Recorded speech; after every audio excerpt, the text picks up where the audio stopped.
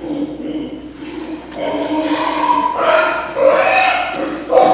of you stupid pig! As I remember, Adam, it was upon this fashion bequeathed me by will, but for 1,000 crowns. And, as thou sayest, charged my brother on his blessing to breed me well. And there begins my sadness. My brother Jakes, he keeps at school, and report speaks goldenly of his prophet. For my part, he keeps me rustically at home. For call you that keeping for a gentleman of my birth, that differs not from the stalling of an ox? His horses are bred better. He lets me feed with his hinds, bars me the place of a brother, and, as much as in him lies, minds my gentility with my education. This is it, Adam, that grieves me, and the spirit of my father, which I think is within me, begins to mutiny against this servitude. I will no longer endure it, though yet I know no wise remedy how to avoid it. Yonder comes my master, your brother. Go apart, Adam, and thou shalt hear how he will shake me up. Now, sir, what make you here? Nothing. I am not taught to make anything. What mar you then, sir? Marry, sir, I am helping you to mar that which God made, a poor, unworthy brother of yours, with idleness. Marry, sir, be better employed, and be not a while. Shall I keep your hogs and eat husks with them? What prodigal portion have I spent, that I should come to such penury? Know you where you are, sir? Oh, sir, very well. Here in your orchard. Know you. Before whom, sir? Aye, better than him I am before knows me. I know, you are my eldest brother, and in the gentle condition of blood, you should so know me. I have as much of my father in me as you. What, boy? Wilt thou lay hands on me, villain? I am no villain. I'm the youngest son of Sir Roland de Boys. He was my father, and he is thrice a villain that says such a father begot villains. Sweet masters, be grateful for your father's remembrance. Be at the court. Let me go, I say! I will not till I please. You shall hear me. My father charged you in his will to give me good education. You have trained me like a peasant, obscuring and hiding from me all gentlemanlike qualities. The spirit of my father grows strong in me, and I will no longer endure it. Therefore, allow me such exercises as may become a gentleman, or give me the poor lottery my father left me by testament. With that, I will go by my fortunes. What wilt thou do? Beg? When that is spent? Well, sir, get you in. I will not long be troubled with you. You shall have some part of your will. I pray you leave me. I will no further offend you than becomes me for my good. Get you with him, you old dog. Is old dog my reward? Most truly I have lost my teeth in your service. God be with my old master. He would not have spoke such a word. Is it even so? Begin you to grow upon me? I will physic your rankness, and yet give no 1,000 crowns neither. Dennis. Calls your worship. Was not Charles, the Duke's wrestler, here to speak with me? So please you, he is here at the door and importunes access to you. Call him in. 'Twill be a good way. And tomorrow the wrestling is. Good march, your worship. Good Monsieur Charles. What's the new news at the new court? There's no news at the court, sir, but the old news. That is, the old duchess is banished by her younger sister, the new duchess. And 3 or 4 lords and ladies have put themselves in voluntary exile with her, whose lands and revenues enrich the new duchess, so she has given them good leave to wander. Can you tell if Rosalind, the duchess's daughter, be banished with her mother? Oh no. For the duchess's daughter, her cousin, so loves her, being ever from the cradles bred together, that she would have followed her in exile, or have died to stay behind her. She's at the court, and no less beloved of her aunt than her own daughter, and never 2 ladies loved as they do. Where will the old duchess live? They say she's already in the forest of Arden, where she and her ladies live like the old Robin Hood of England, and fleet the time carelessly as they did in the Golden World. So you wrestle tomorrow, before the new duchess? Married do I, sir. I've come to acquaint you with a matter. I'm given secretly, sir, that your younger brother Orlando hath a disposition to come disguised against me to try a fall. Tomorrow, sir, I wrestle for my credit, and he that escapes me without some broken limb shall quit him well. Your brother's but young and tender, and for my love, I would be loath to foil him, as I must for my honor, if he come in. Therefore, I've come to acquaint you with all, that either you may stay him from his attendment, or brook such disgrace, well as he shall run into, and that it is a thing of his own searching, altogether against my will. Charles, I thank thee for thy love to me, which thou shalt find I will most kindly requite. I had myself notice of my brother's purpose herein, and had by underhand means labored to dissuade him from it. But he is resolute. I'll tell thee, Charles, he is the stubbornest young fellow of France, full of ambition, a secret and villainous contriver against me, his natural brother. Therefore, use thy discretion. I had as lief thou didst break his neck as his finger, and thou wert best to look to it.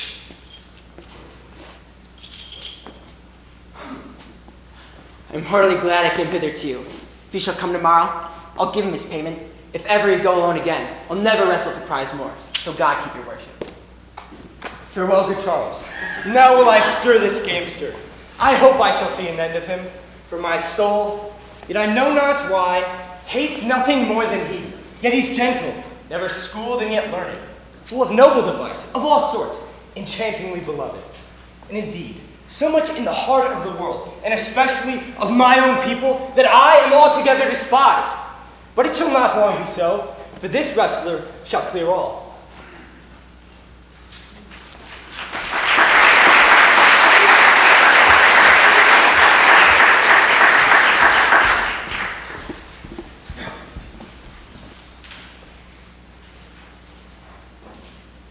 I pray thee, Rosalind, sweet my coz, be merry.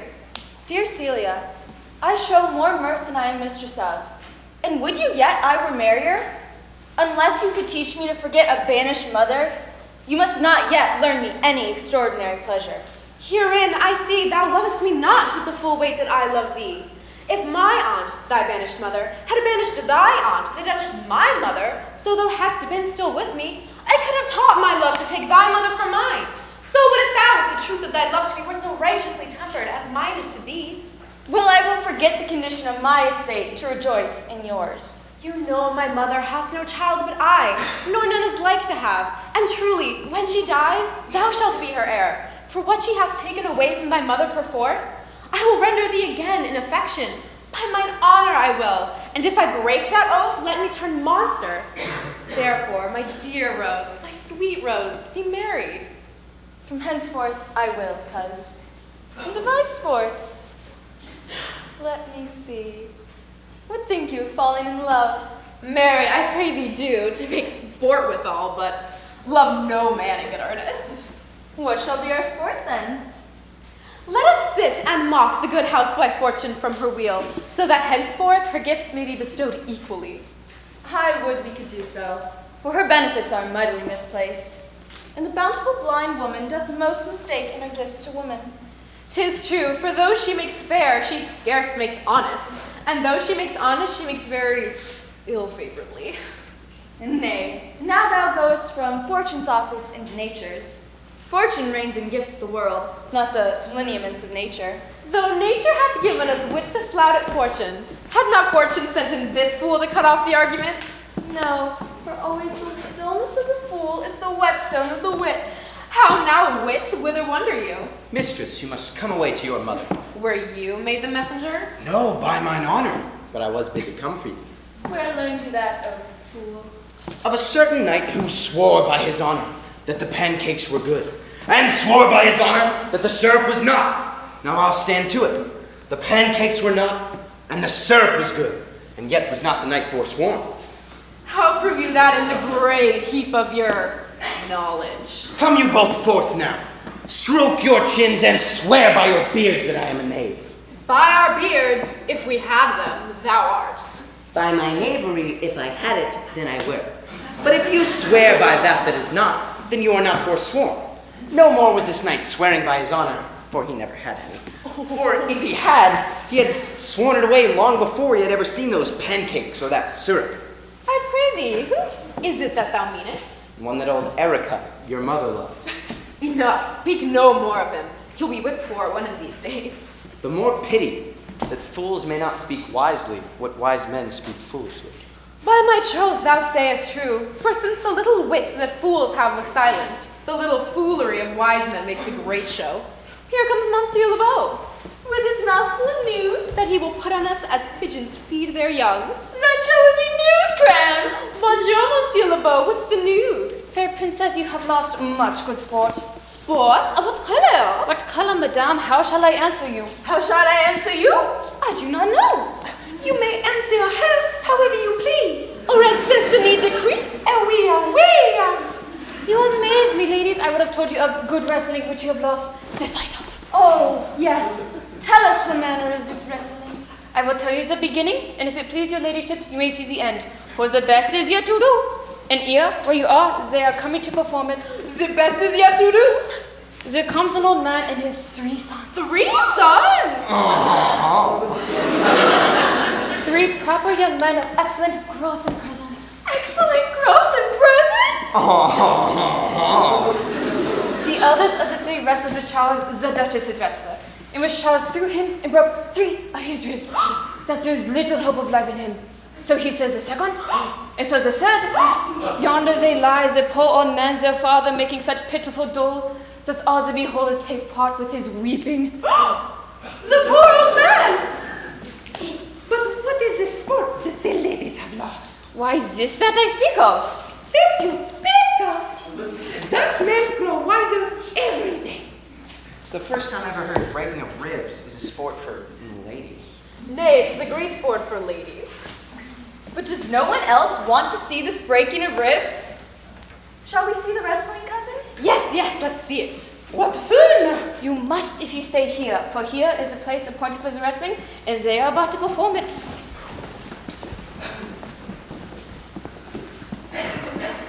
Come on, since the youth will not be entreated, his own peril at his foreignness.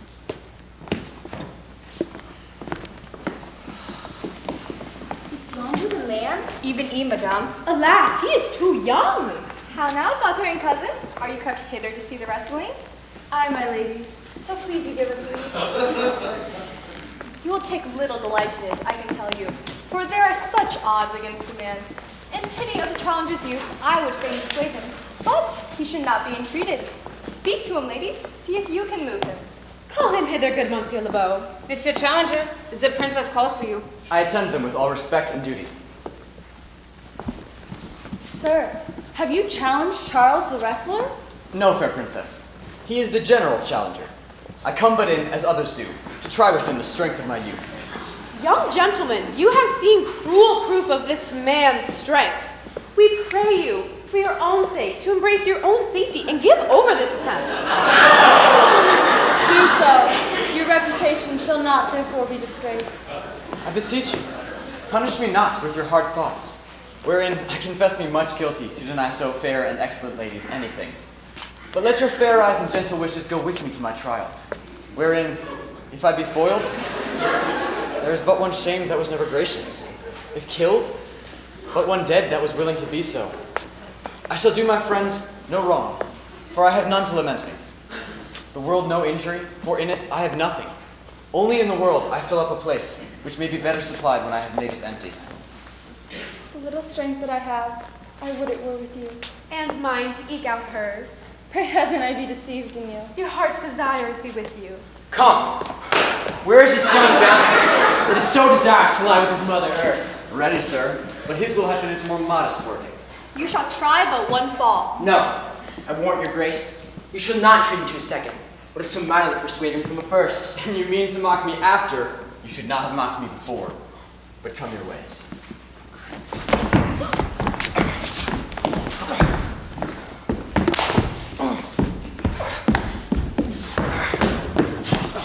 Let's go, farm boy.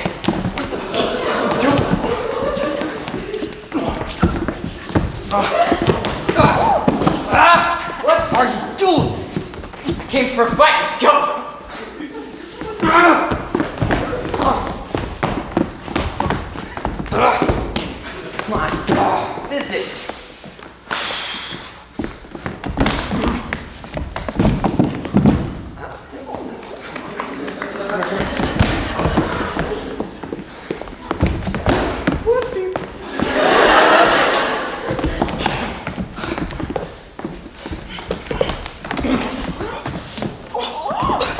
See that dirt? You see that dirt? Eat it.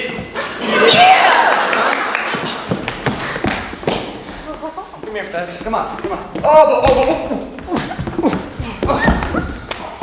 What was that? What are you?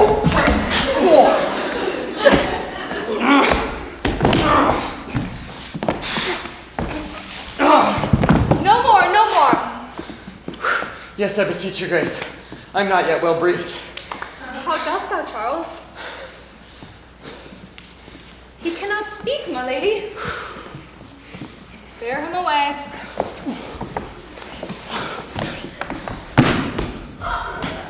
What is thy name, young man? Orlando, my liege, the youngest son of Sir Roland de Bois. Oh, and thou hast been son to some man else. The world did esteem thy father honorable, but I did still find him mine enemy. Thou shouldst have better pleased me with this deed had thou been born to another house. But thou art a gallant youth, so I fare thee well. I wish thou had told me of another father.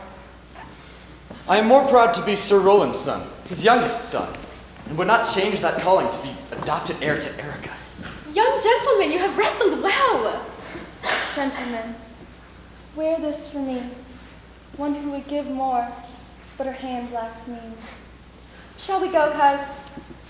Aye. Very well, fair gentlemen. Can I not say I thank you? Oh, my better parts are all thrown down, and that which here stands up is but a mere lifeless block. He calls us back. My pride fell with my fortune. I'll ask him what he will. Did you call, sir? Sir, you have wrestled well and overthrown more than your enemies. Shall we go, coz? Aye. Very well, fair gentlemen. What passion hangs these weights upon my tongue? I cannot speak to her, yet she urged conference. Oh, poor Orlando, thou art overthrown. Or Charles, or something weaker masters thee. Good sir, I do in friendship counsel you to leave this place. Albeit you have deserved high commendation, true applause, and love. Yet such is now the Duchess's conditions that she misconstrues all that you have done. And she is humorous. What she is indeed more suits you to conceive, since I to speak of. I thank you, sir. And pray you, tell me this. Which of the two was daughter of the Duchess that here was at the wrestling? Neither her daughter, if we judge by manners, but yet, indeed, the lesser was her daughter. The other was the daughter of the banished Duchess, detained by her usurping aunt to keep her daughter company, whose loves are dearer than the natural bond of sisters. And yet, her aunt has taken displeasure against the niece, grounded upon no other argument than that the people praise her for her virtue and pity her for her good mother's sake. And on my life, her malice against the lady will suddenly break forth. Sir, fare you well. And in a better world than this, I shall require more love and knowledge of you. I rest much bounden to you. Fare you well. Thus must I, from the smoke into the smother, from tyrant duke unto a tyrant brother. But heavenly Rosalind,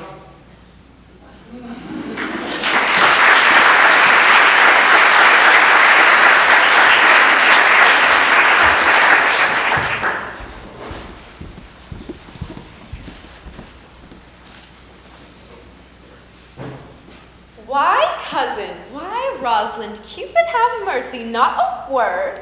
Not one to throw at a dog. No, thy words are too precious to be thrown away upon curs. Throw some of them at me. Come, lay me with reasons. Then there would be two cousins laid up.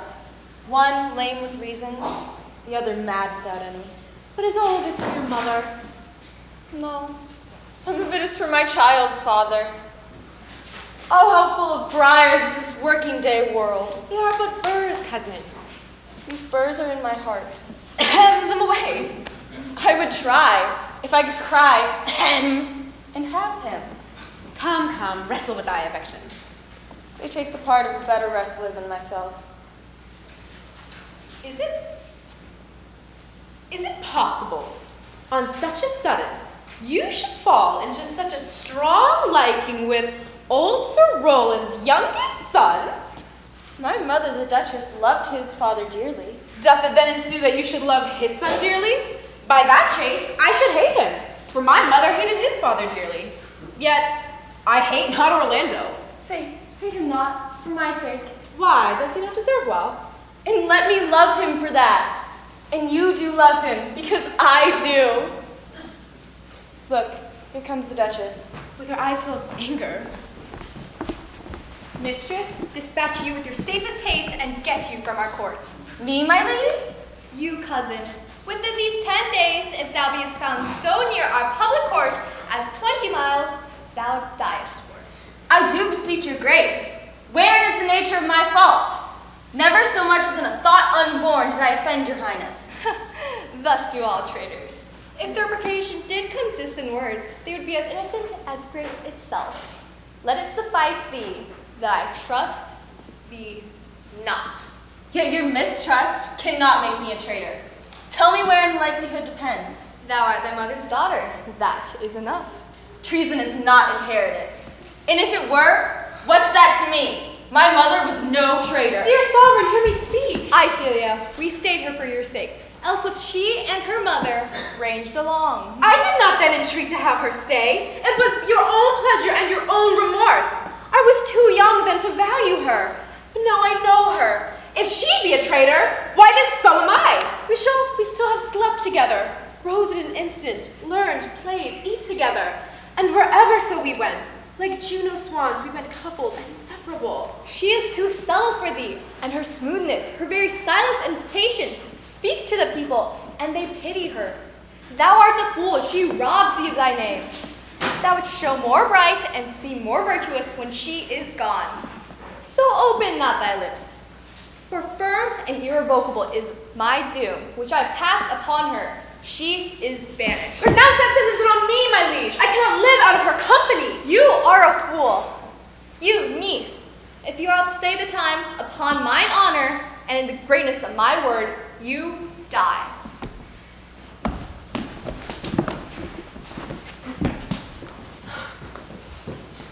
Oh, my poor Rosalind, where will you go? I pray thee then be not more grieved than I am. I have more cause. Thou hast not, cousin. Did you not know the Duchess hath pronounced that sentence on me, her daughter? That she hath not. Hath not? Rosalind then lacks the love that teacheth her that she and I are one. Shall we be sundered? Shall we part, sweet girl? No! Let my mother seek another heir. Therefore, devise with me where we may fly, where to go, and what to bear with us. And do not seek to take your change upon yourself, to bear your griefs, and leave me out. Say what thou canst, I'm going with thee. Why, whither shall we go? To seek your mother in the forest of Arden. Alas, what dangers may it be, maids as we are, to travel forth so far? Beauty provoketh thieves sooner than gold. I'll dress myself in poor and mean attire with a kind of umber smirch upon my face, the like you do. So shall we pass and never stir a sail. Were it not better, because I am more than common tall, that I do suit myself all points like a man? A gallant curtlax upon my thigh, a boar spear in my hand. But what shall I call you when thou art a man? I'll have no worse a name than Jove's own page, and therefore, look, you may call me Ganymede. But what will you be called? Something that hath a reference to my state. No longer Celia, but Aliena. I get it. But what if we essayed to steal the clownish fool out of your father's court? Would he not be a comfort to our travels? He'll go o'er the wide world with me. Therefore, leave me to woo him. Now we go in content to liberty and not to banishment.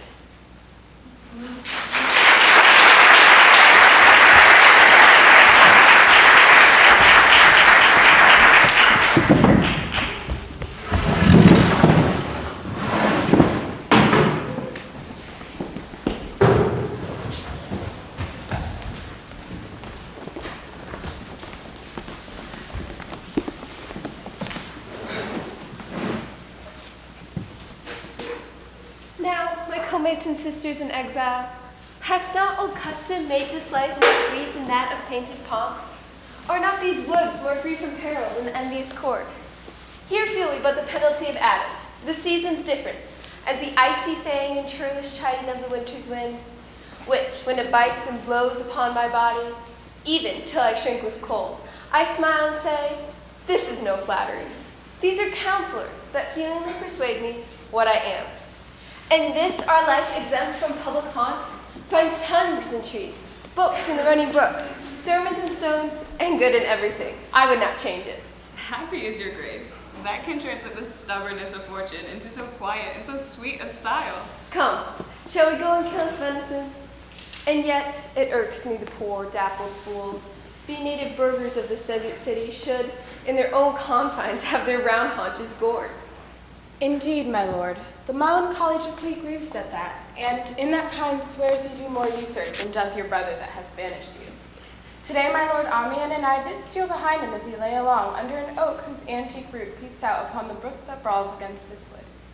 To which place the poor sequestered stag, that from the hunter's aim had taken a hurt, did come to languish, and indeed, my lord, that wretched animal heaved forth such groans that their discharge almost spread their leathern coat to the point of bursting, and big round tears coursed one another down his innocent nose in piteous chase. Thus the hairy fool, much marked in melanchologically, stood upon an extremist verge of the swift brook, augmenting it with tears. But what said Jaques? Did he not moralize the spectacle? Oh yes, into 1,000 similes. First, where's weeping into the needless stream? Poor dear, quoth he, thou makest a testament, as the worldlings do, giving thy somewhat more to that which had too much. Then, being there alone, left and abandoned of his velvet friends, 'tis right, quoth he, this misery doth part the flux of company. Anon, a careless herd, full of the pasture, jumps along by him, and never stays to greet him. Ay, quoth Jaques, sweep on, you fat and greasy citizens. 'Tis just the fashion. Wherefore do you look upon that poor and broken bankrupt there?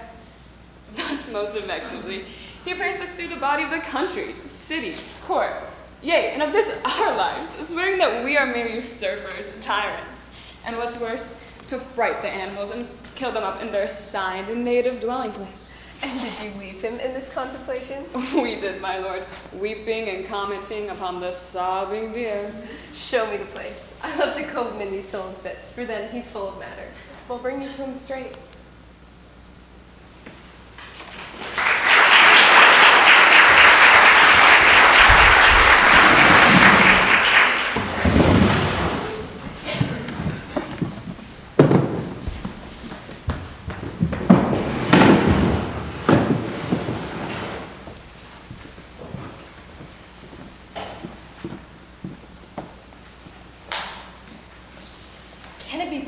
That no man saw them? It cannot be. Some villains at my court are of consent and sufferance in this. I cannot hear of any that did see her. The ladies, her attendants of her chamber, saw her abed, and in the morning early they found the bed untreasured of their mistress. My lord, the roynish clown at whom so oft your grace was wont to laugh, is also missing. LeBeau confessed that he secretly o'erheard your daughter and her cousin commend the parts and graces of the wrestler that did but lately foil sinewy Charles, and believes that wherever they are, that youth is surely in their company. Send to his brother, fetch that gallant hither, and if he cannot be found, bring his brother to me. I'll make him find them. Do this suddenly, and let not search and inquisition quail to bring again these foolish runaways.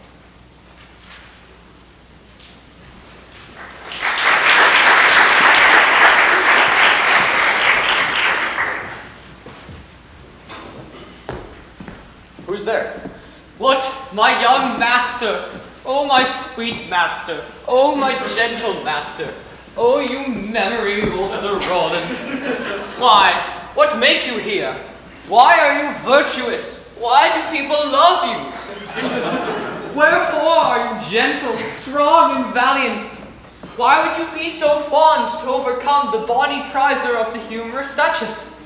Your praise has come too swiftly home before you. Do you not know, sir, that to some kind of men their graces do but serve them as enemies? No more do yours. Your virtues, gentle master, are sanctified and holy traitors to you. Oh, what a world this is, when that which is comely envenoms him that bears it. Why, what's the matter? Oh, unhappy youth, come not within these doors.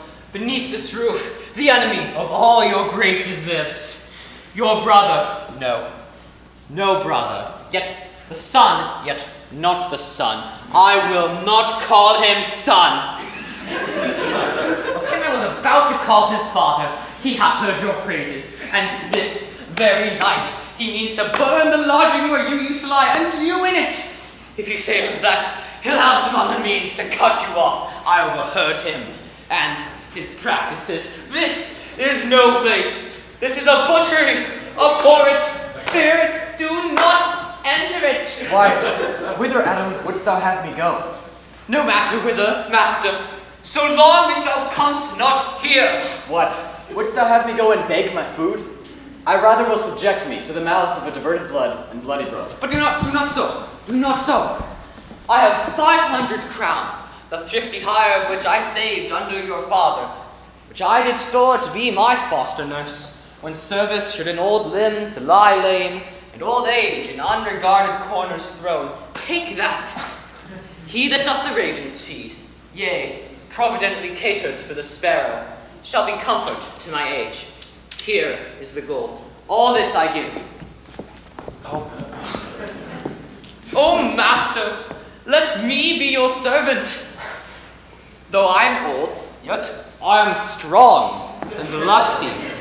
For never in my youth did I ply hot and rebellious liquors in my blood, nor did not with unabashful forehead woo the means of weakness and debility.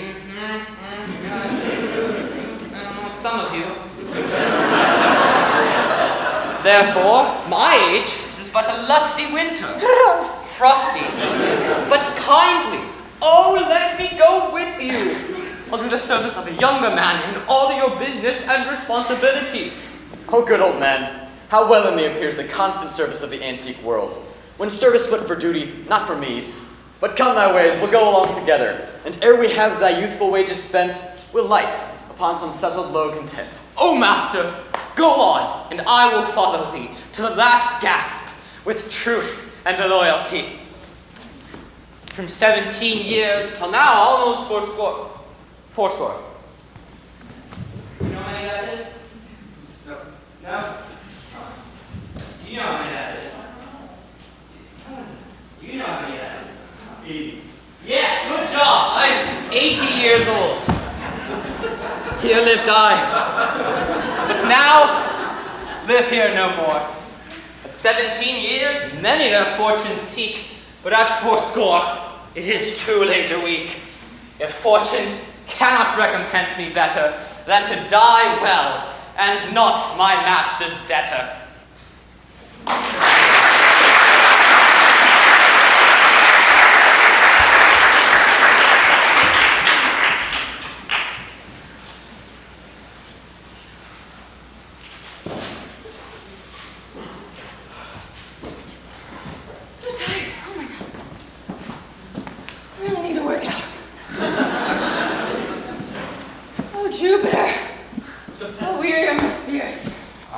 For my spirits, if my legs were not weary.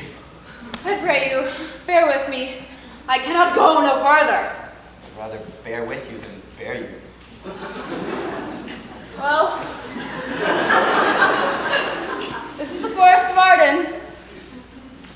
I. Now I'm in Arden. The more fool I. When I was at home, I was in a better place. Travelers must be content, right? Oh, Phoebes, baby girl, you're going too fast for me. So it's my boy, come here, come here. Stop looking at whatever you're looking at. Now, my boy, that is the way to make her scorn you still. No, Corin, being old, thou canst not guess. Though in thy youth thou wast as true a lover as ever sought upon a midnight pillow. But if thy love were ever like to mine, as sure I think did never man love so. How many actions most ridiculous hast thou been drawn to be thy fantasy? Into 1,000 that I have forgotten. Really? Yeah. Like when I was 4, a woman swarmed over me. I was a cute baby boy. Oh, thou then didst ne'er love so heartily. If thou rememberest not the slightest folly that love ever made thee run into, thou hast not loved. Or if thou is not sad as I do now, wearying thy hearing thy mistress praise, thou hast not loved. If thou's not broke from company abruptly, as my passion now makes me, thou hast not loved. Oh, Phoebe! Oh, Phoebe! Where are you going? Oh, Phoebe! We have work to do. Alas, poor shepherd. Searching of thy wounds, I have by hard adventure found mine own. And I mine. I remember when I was in love. I broke my sword upon a stone and bid him to take that for coming a night to Jane's smile. And I remember the kissing of her batlet and the cow's doves which her pretty chopped hands had milked. And I remember the wooing of a peas cod instead of her, from whom I took 2 cods, and giving unto her, said with weeping tears, "Wear these for my sake." We that are true lovers run into strange capers. But as all is mortal in nature, so is all nature and love mortal in folly. Thou speakest wiser than thou art aware of.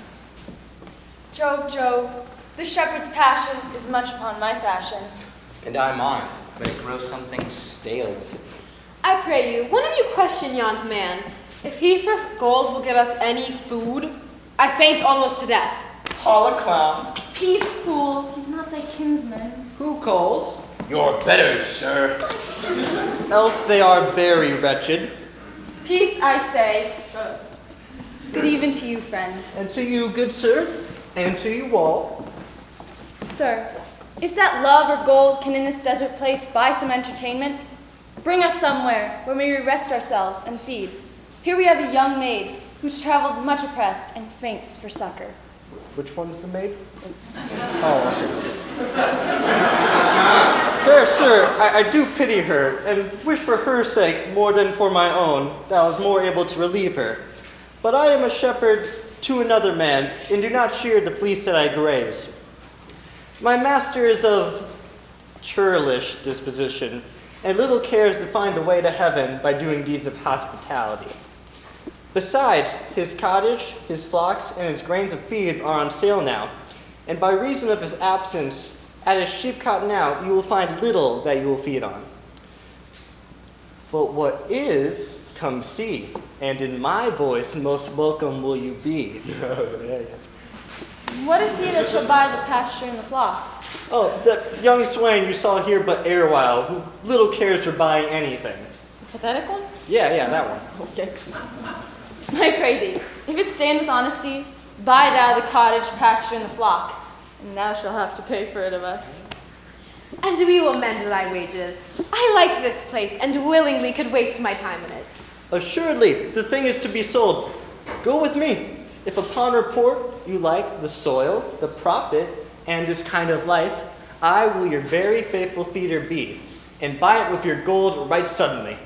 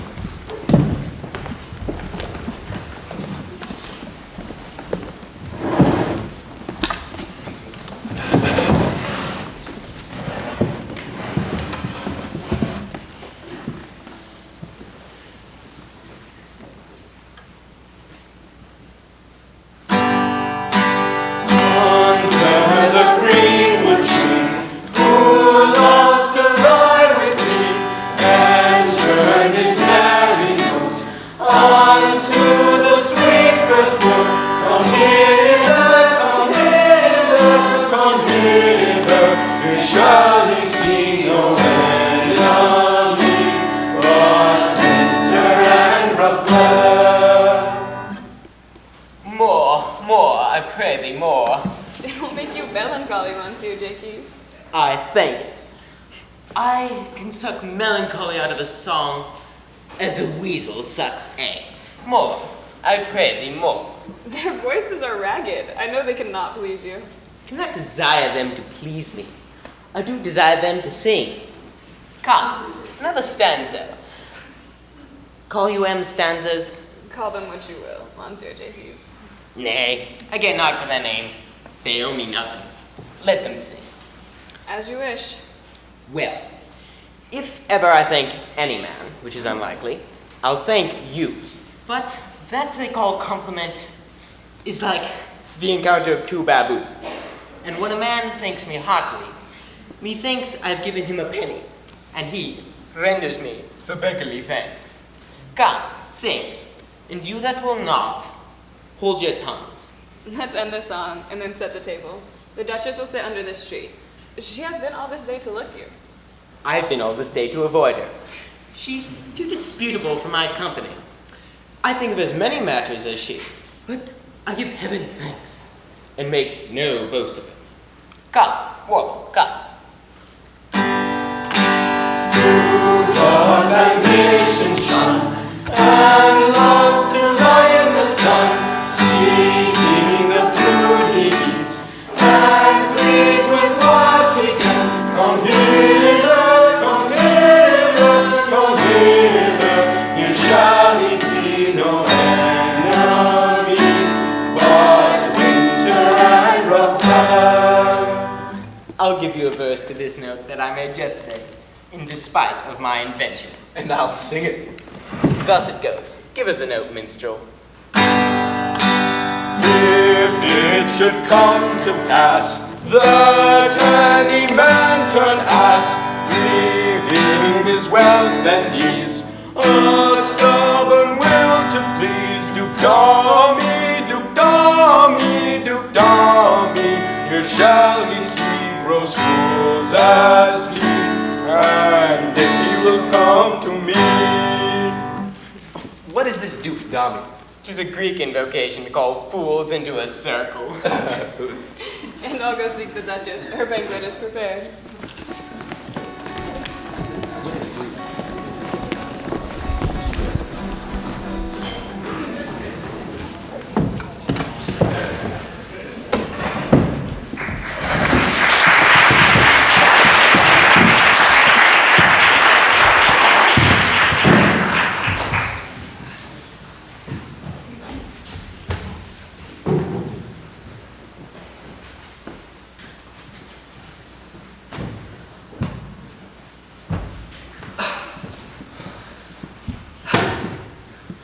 Oh, master, I can go no further.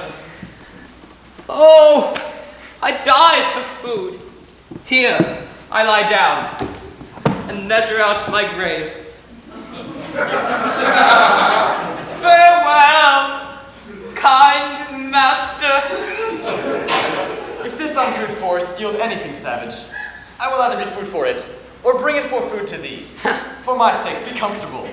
Hold death a while at the arm's end. I will here be with thee presently. And if I bring thee not something to eat, I give thee leave to die.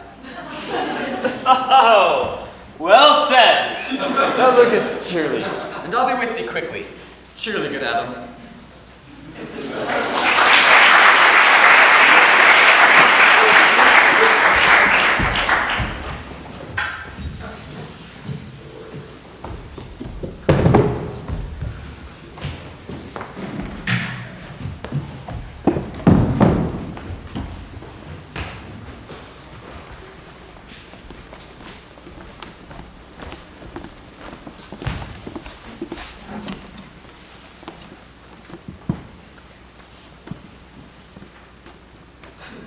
I think he'd be transformed into a beast, for I can nowhere find him like a man. My lady, he is but even now gone hence. Here was he married, hearing of a song. If he grow musical, we shall have shortly discord in the spheres. Go, seek him. Tell him I would speak with him. He saves my labor by his own approach. Why, how now, monsieur? What a life is this that your poor friends must woo your company? What? You look merrily? A fool, a fool. I met a fool in the forest. A motley fool. A miserable world. As I do live by food, I met a fool in the forest, who laid him down and basked him in the sun, and railed on Lady Fortune in good terms. In good set terms, and yet a motley fool. Good morrow, fool, quoth I. No, sir, quoth he. Call me not fool, till heaven hath sent me fortune. And then he drew a dial from his poke, and looking on it with lackluster eyes, says very wisely, It is 10 o'clock. Thus we may see how the world wax. 'Tis but an hour ago since it was 9, and after 1 hour more 'twill be 11, and so, from hour to hour, we ripe and ripe, and from hour to hour, we rot and rot, and thereby hangs a tale. When I did thus hear the motley full morale on the time, my lungs began to crow like chanticleer, that fools should be so deep contemplative, and I did laugh sans intermission a full hour by his dial. O noble fool, worthy fool, motley's the only wear. And what fool is this? Worthy fool, one that hath been a courtier, and says very wisely that if ladies be but young and fair, they have the gift to know it. And in his brain, which is as dry as the remainder biscuit after a voyage, he hath strange places crammed with observation, the likes of which he vents in mangled forms. Oh, that I were a fool! I'm ambitious for a motley coat. Thou shalt have one. It is my only suit, provided that you weed your better judgments of all opinion that grows rank within them, that I am wise. I must have liberty with all, as large of charter as the wind, to blow on whom I please, for so fools have. And they that are most gulled with my folly, they most must laugh. Invest me in my motley, give me leave, and I will through and through cleanse the foul body of the infected world, if they will patiently receive my medicine. Fie on thee, I can tell what thou wouldst do. What, for account of what I do but good? Most mischievous foul sin, in chiding sin, that thou thyself hast spent a libertine, as sensual as the brutish thing itself, and all the embossed sores and headed evils that thou with license of free foot hast caught, wouldst thou disgorge into the general world. What then? Let me see wherein my tongue hath wronged any man. If it do him right, then he hath wronged himself. And if he be free, why then my taxing, like a wild goose, flies unclaimed of any man. Forbear, and eat no more. Oh my God. I've eaten none yet. Nor shalt not, till necessity be served. Of what kind should this cock goeth?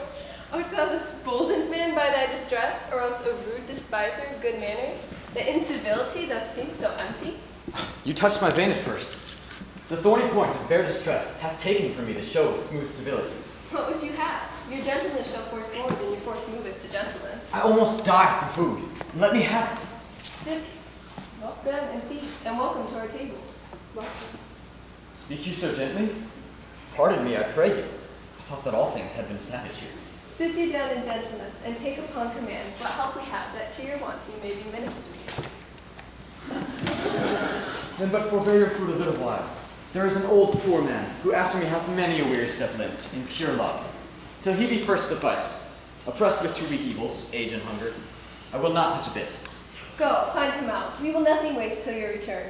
I thank ye, and be blessed for your good comfort. Thou seest we're not all alone unhappy.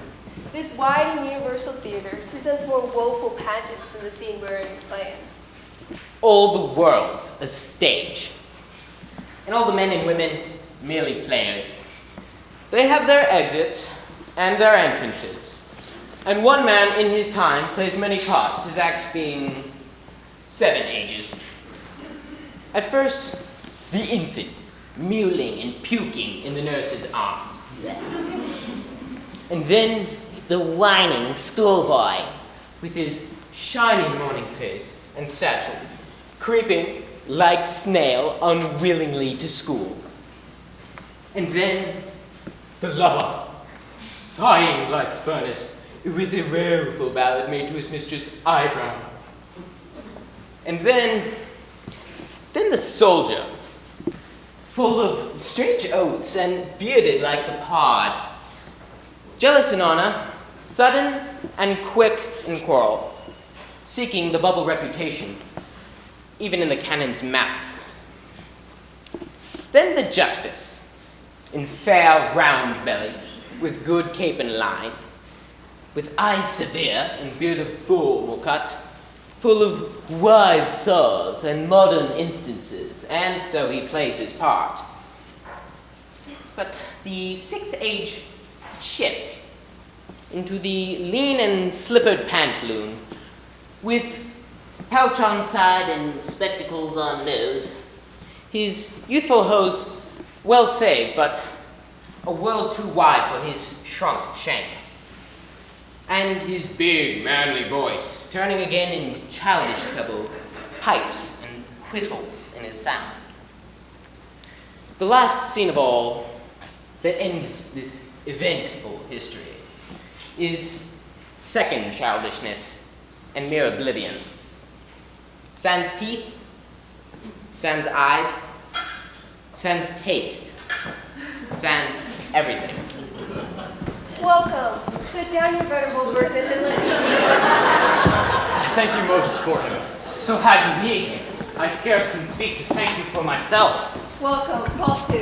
I will not trouble you yet as to question you about your fortunes. Give us some music. With your mind thou art but so unkind as man's ingratitude. Thy tooth is not so keen because thou art not seen, although thy breath be rude. Hey-ho, sing hey-ho, unto the green holly, most friendship is fading, most loving mere folly. Hey-ho, sing hey-ho, unto the green holly, then hey-ho, the holly, this life is most jolly. If that you were the good Sir Roland's son, as you have whispered faithfully that you were, and as my eye doth his effigies witness, most truly lived and living in your face, be truly welcome hither. I knew your father. Good old man, thou art right welcome as thy master is. Give me your hand and let me all your fortunes understand.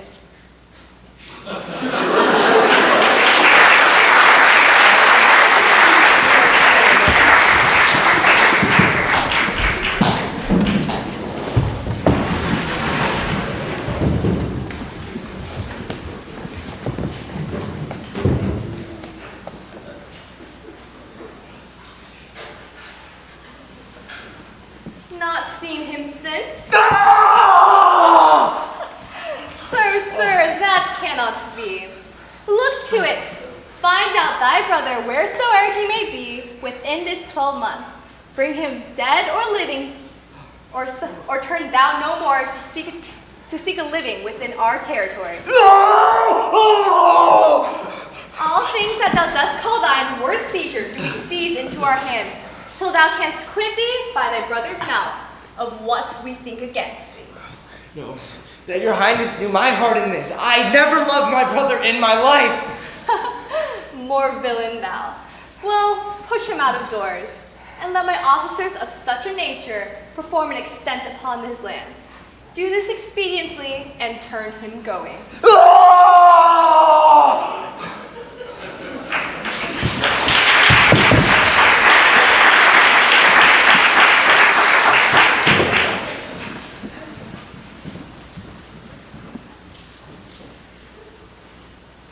Hang there my verse, in witness of my love. And thou, thrice-crowned queen of night, survey with thy chaste eye from thy pale sphere above thy huntress name that my full life does sway. O Rosalind, these trees shall be my books, and in their barks my thoughts I'll character, that every eye which in this forest looks may see thy virtue witnessed everywhere. Run, run, Orlando, carve on every tree the fair, the chaste, and all-expressive she.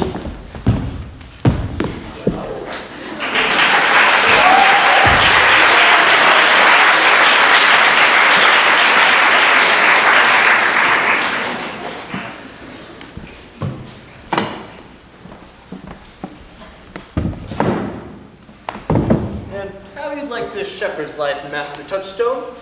Truly, shepherd, in respect of itself, it is a good life. But in the respect that is a shepherd's life, it is not. Now, as it a private life, I like it very well, but as it is solitary, it is a vile life. As it is in the fields, it pleases me well, but as it is not at court, it is tedious. As it is a spare life, look you, it fits my humor well. But as there is no plenty in it, it goes much against my stomach. Hast any philosophy in thee, shepherd? No more than I know the more one sickens, the less at ease he is. That the property of rain is to wet, and fire to burn. That a man that wants means, money, and content is without three very good friends. And that good pasture makes fat sheep. A great cause of the night is the lack of the sun. And that he who have learned no wit by art nor nature can complain of good breeding or comes of a very dull kindred. Such one is a natural philosopher. Wast thou ever in court, shepherd? No, truly. Then thou art damned. Nay, I hope. Truly thou art damned, like an ill-roasted egg all on one side. For not being at court, your reason. Why, if thou never wast at court, then thou never sawest good manners. Thou never sawest good manners, then thy manners must be wicked. Wickedness is a sin, sin is damnation. Thou art in a powerless state, shepherd. Can I get an amen? Amen. Thank you. Not a wit, Touchstone. The manners of the court are as ridiculous in the country as the manners of the country are most mockable at the court. You told me you do not salute at the court, but that you kiss each other's hands. Such a courtesy would be uncleanly if done among shepherds. Instance, briefly. Come, instance. Well, we are still handling our ewes, and as you know, their fleeces are greasy. Why, do not your courtiers' hands sweat? And is the grease of mutton not as wholesome as the sweat of a man? A shallow instance. Besides, our hands, they're hard. Your lips will feel them the sooner. A more sound instance, come. Well, our hands, they're still tarred over with the sugary of our sheep. And would you have us kiss tar? The courtier's hands are perfumed with civet. Most shallow man, thou worms meat in respect of a good piece of flesh. Learn of the wise and perpend. Civet is of a baser birth than tar, the most uncleanly flux of a cat. Mend the instance, shepherd. You have too courtly a wit for me. I'll rest. Wilt thou rest damned? God have mercy on thee, shepherd. God make incision in thee. Thou art raw. Good sir, I am a true laborer. I earn that I wear, get that I eat, owe no man hate, envy owe no man's happiness, content with other men's good, and glad of my own harm. The greatest of my prides is to see my ewes graze and my lambs suck. This is another simple sin in you, shepherd. To bring the ewes and the rams together and make a living by the copulation of cattle. To be bawd to a bellwether and betray the she-lamb of a 12-month to a crooked, pated old cuckoldy ram out of all reasonable match. Thou beest not damned for this, shepherd, then the devil himself will have no shepherds. I cannot see how thou shouldest escape damnation. Here comes young Master Ganymede, my new mistress's brother. Y'all gotta hear this. From east to western end, no jewel is like Rosalind. Her worth being mounted on the wind, through all the whole world bears Rosalind. For a taste, if heart do lack a hind, let him seek out Rosaline. Winter garments must be lined, so must slender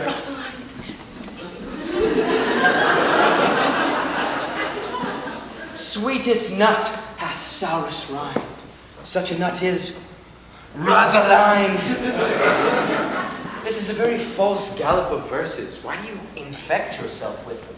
Peace, you dull fool. I found them on a tree. Truly, the tree yields bad fruit. Listen to this. Upon the fairest boughs, or at every sentence end, will I Rosalinda write, teaching all that read to know the quintessence of every sprite heaven would in Rosalinda show. O most gentle pulpiter, what tedious homily of love have you wearied your parishioners withal? Do you know who hath done this? Is it a man? A man, duh, with a chain that you once wore about his neck. I prithee who? Oh my. Nay, who is it? Is it possible you don't know? Nay, I prithee, tell me who it is. Oh, most wonderful, wonderful, and again wonderful. And after that, oh, whooping. I prithee, tell me who it is quickly. What manner of man is he? Is his chin worth a beard? Nay, he hath but a little beard. Why, God will send more. It is young Orlando that tripped up the wrestler's heels and your heart but in an instant. Nay! Yea! Orlando! Orlando. What said he when thou sawest him? Where did you find him? How looked he? Wherein went he? Did he ask for me? Answer me all in one word. You must borrow me Gargantua's mouth for that. Where did you find him? I found him underneath a tree, like a dropped acorn. It may very well be called God's tree if it drops forth such fruit. Oh, Lord. Proceed. There he lay fallen, like a wounded knight. That would be pity to see such a sight. It well becomes the ground. Hold thy tongue, it curvets unseasonably. He was furnished like a hunter. Oh, ominous! He comes to kill my heart. I would sing my song without a burden. You bringest me out of tune. Do you not know that I am a woman? When I speak, I must say what I think. Sweet, say on. You bring me out. Soft, comes he not here? 'Tis he. Slink by and note him. I thank you for your company, but by my faith, I had as lief have been myself alone. And so had I. But yet, for fashion's sake, I thank you too for your society. Goodbye, and God be with you. Let us meet as little as we can. I do desire we may be better strangers. Actually, pray you, mar no more trees by writing love songs in their barks. I pray you, mar no more of my verses with reading them ill-favoredly. Rosalind's your love's name? Yes, just. I don't like her name. There was no thought of pleasing you when she was christened. What stature is she of? Just as high as my heart. You are full of pretty answers. But have you not been acquainted with goldsmiths' wives and conned them out of their rings? Not so. But I answer you, red-painted cloth, from whence you have studied your questions. You have a nimble wit. Methinks it was made of Atlantis heel. Come, sit down with me, and we two will rail against the world and all our misery. I will chide no breather in the world but myself, against whom I know most faults. Your greatest fault is to be in love. 'Tis a fault I will not change for your best virtue. I am weary of you.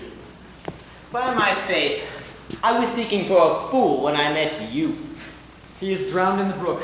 Look but in, and you shall see him. Hey. There I shall see my own figure. Which I take to be either a fool or a cipher. I'll tarry no longer with you, Signor Love. I'm glad of your departure. Adieu, good Monsieur Melancholy. I will speak to him like a saucy lackey, and under that habit play the knave with him.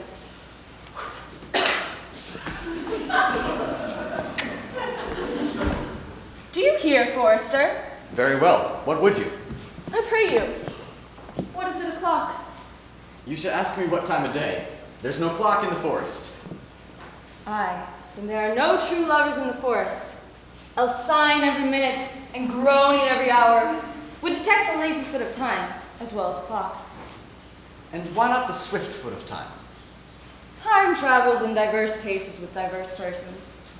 I'll tell you who time ambles withal, who time trots withal, who time gallops withal, and who time stands still withal. I prithee, who doth he trot withal? With a young maid, from the contract to the marriage to the day it is solemnized. Who ambles time withal? With a rich man, for he lives merrily and feels no pain. Who doth he gallop withal? With a thief to the gallows. Ah. Then who stays it still withal? With a student on the weekend, for then they just sleep all day. Where dwell you, pretty boy? Here in the skirts of the forest with this shepherdess, my sister. Are you native of this place? I am. Your accent is something finer than you could purchase, and so removed a dwelling. An old religious uncle of mine taught me how to speak. one that knew courtship too well, for I've heard him read many lectures against it, and I thank God I'm not a woman, to be touched by so many giddy offenses that he has taxed the whole sex withal. Can you remember any of the principal evils that he laid to the charge of women? On principle, we were all alike one another, as halfpence are, one fault seeming monstrous till its fellow fault came along to match it. I prithee, recount some of them. No, I will not cast away my physique but in those that are sick. There is a young man who haunts the forest and abuses our young plants by carving Rosalind in their barks. I wish I could but meet this fancy monger, for I would give him some good counsel. He seems to have the quotidian of love upon it. I am he that is so love-shaped. I pray you tell me your remedy. You have none of my uncle's marks upon you, for he taught me to know a man in love. What were his marks?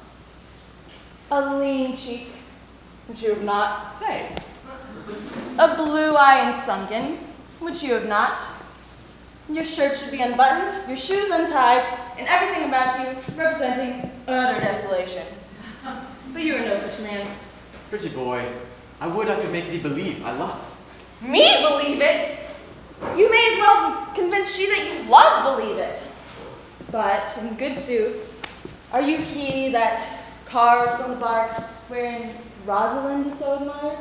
I am that he, that unfortunate he. Are you so much in love as your rhymes speak? Neither rhyme nor reason can express how much. Love is merely a madness, and deserves as well a whip in a dark house as madmen do.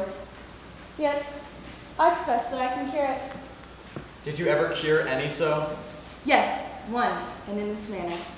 He used to imagine me, his love, his mistress, and I set him every day to woo me, at which time would I, being but a moonish youth, would grieve, be effeminate, changeable, longing, liking, inconstant, full of tears, full of smiles, for no passion anything, and each passion truly something, as boys and men are cattle of this color.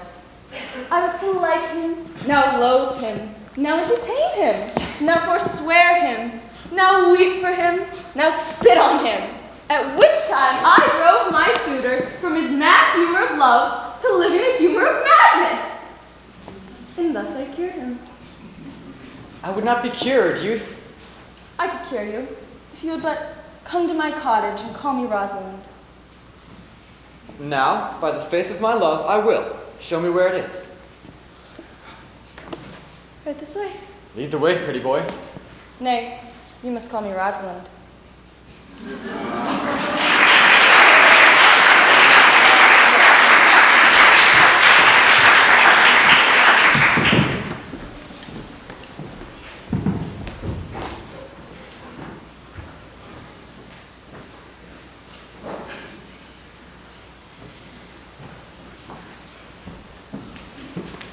Come apace, good Audrey.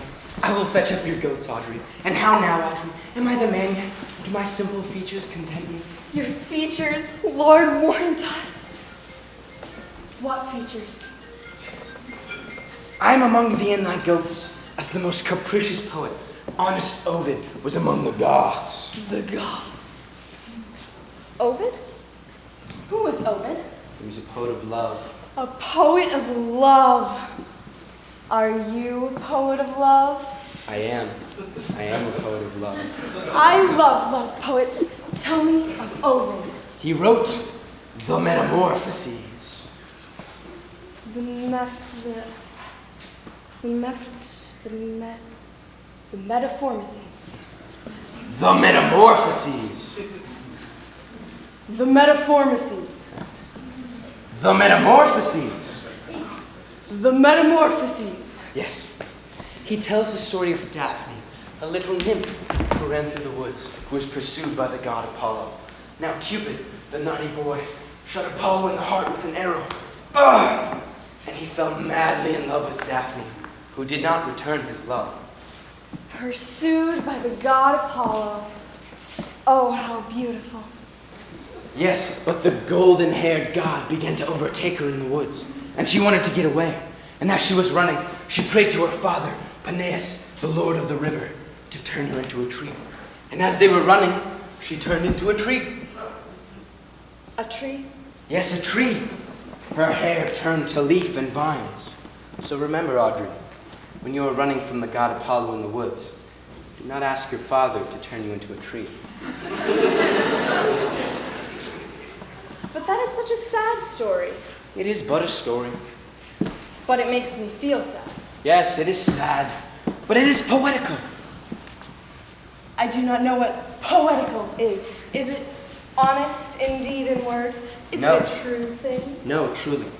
For stories are just lies, and lovers are given to lying. What they swear in love, poetically, is but a lie.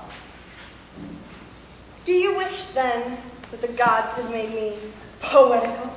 I do, truly. For you once told me that you were a good girl, and if you were poetical, I would have some hope that you are merely lying. Good God!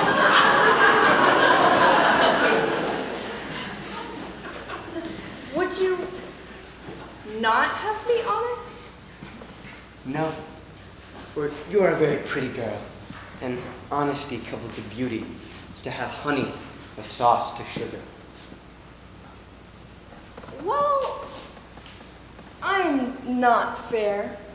Therefore, I pray the gods make me honest. No, Audrey, you are a very pretty girl. You're my little chicken. Your little chicken. My little bird. Your little bird. My little fowl. I am your fowl? Well, I am not a bad girl, but I'll thank the gods I am foul. Praise be the gods for thy foulness. I will make an honest woman of you. To that end, I ask Sir Oliver Martext, the vicar of the next village, to couple us here in the forest. Will the gods give us joy? Wait. Married in this place. You promised me a church wedding. We don't need a church, Audrey. We have the woods. But what about my family?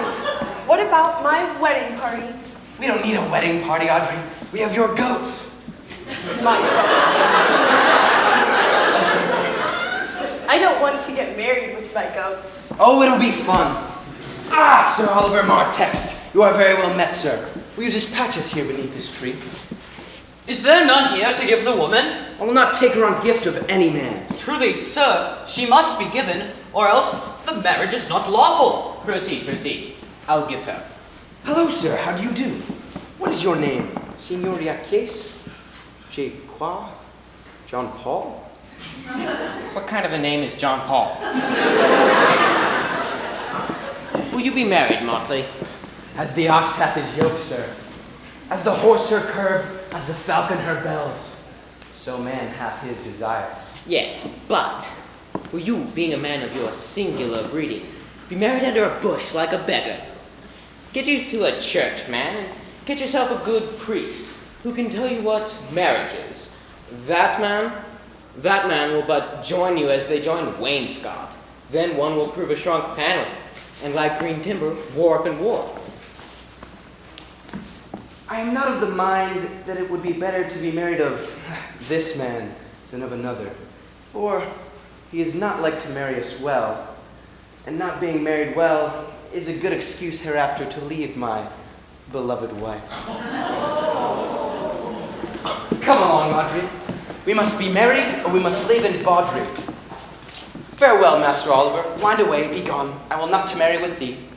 Come along, Audrey.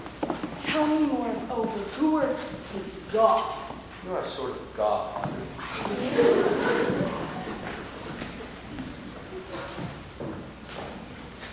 'Tis no matter. Ne'er a fantastical knave of them shall put me out of my calling. Huh!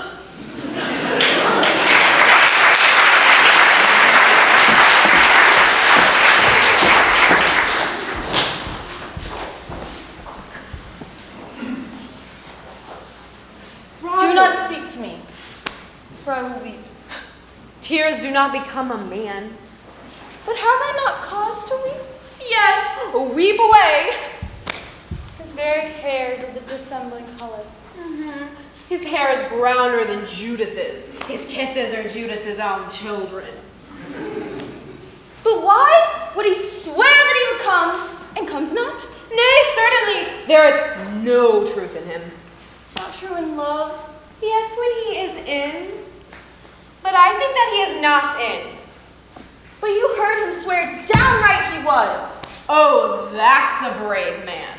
He writes brave verses, speaks brave words, swears brave oaths, and breaks them bravely. I hate men. Me too. Mistress and master, you have oft inquired of a shepherd that complained of love, who you saw sitting by me on the turf, praising the proud, disdainful shepherdess that was his mistress. Well, what of him? If you will see a pageant truly played between the pale complexion of true love and the red glow of scorn and disdain, go hence a little, and I shall conduct you, if you will mark it.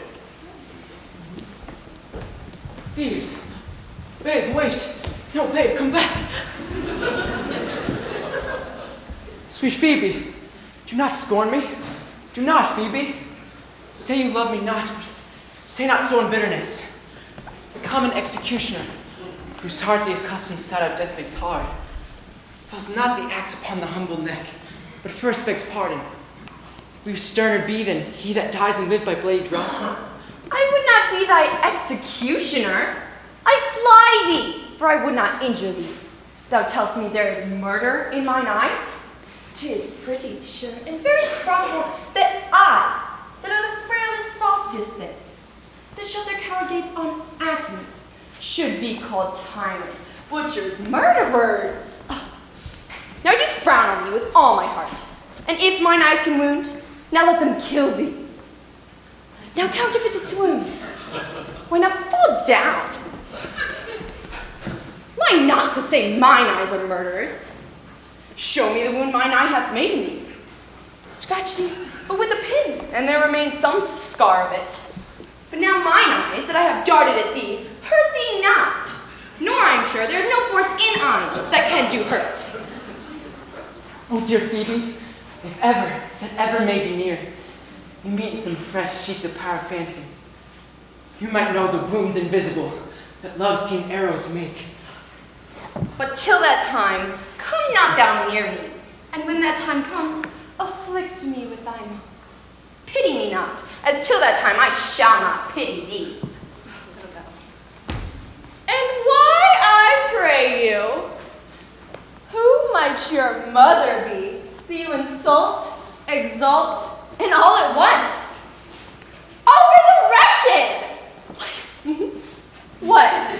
Though you have no beauty, you must therefore be proud and pitiless? What?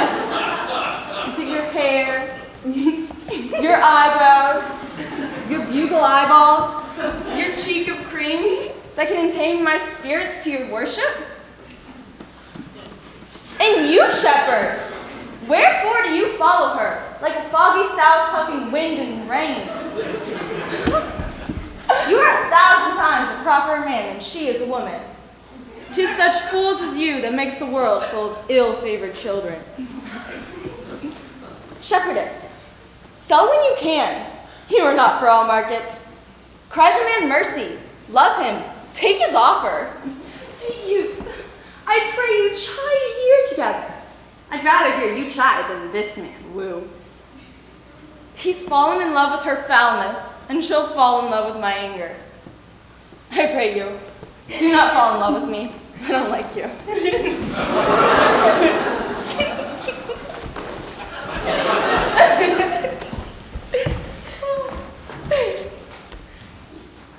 Dead shepherd, now I find myself might from a love that loved not at first sight. Sweet Phoebe. What sayest thou, Silvius? Sweet Phoebe, pity me. Why, I am sorry for thee, gentle Silvius. Wherever sorrow is, grief would be. You to her sorrow at my grief and love, by giving love. Your sorrow and my grief were both exterminated. Thou hast my love. Is not that neighborly? I would have you.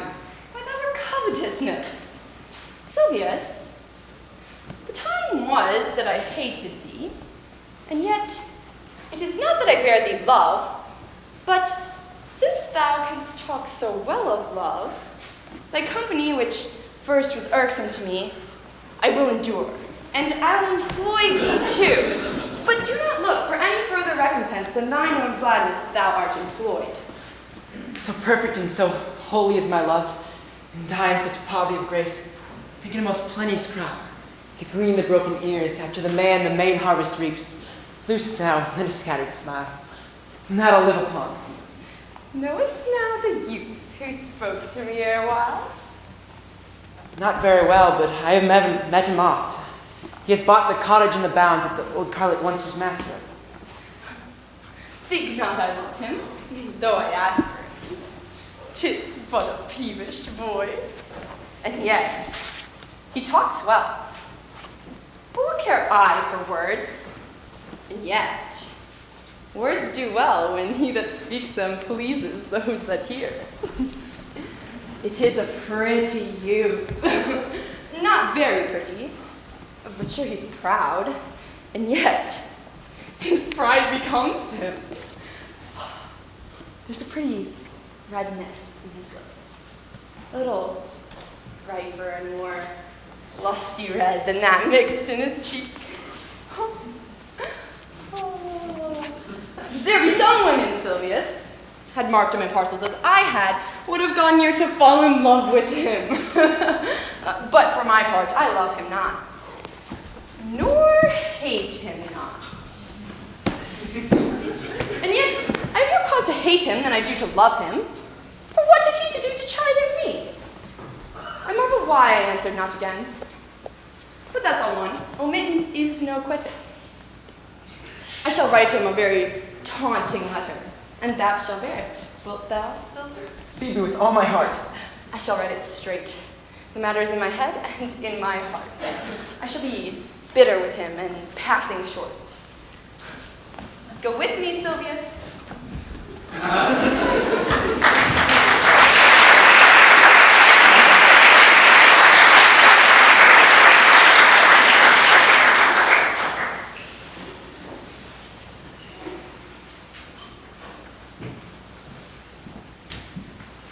I pray thee, pretty youth, let me be better acquainted with thee.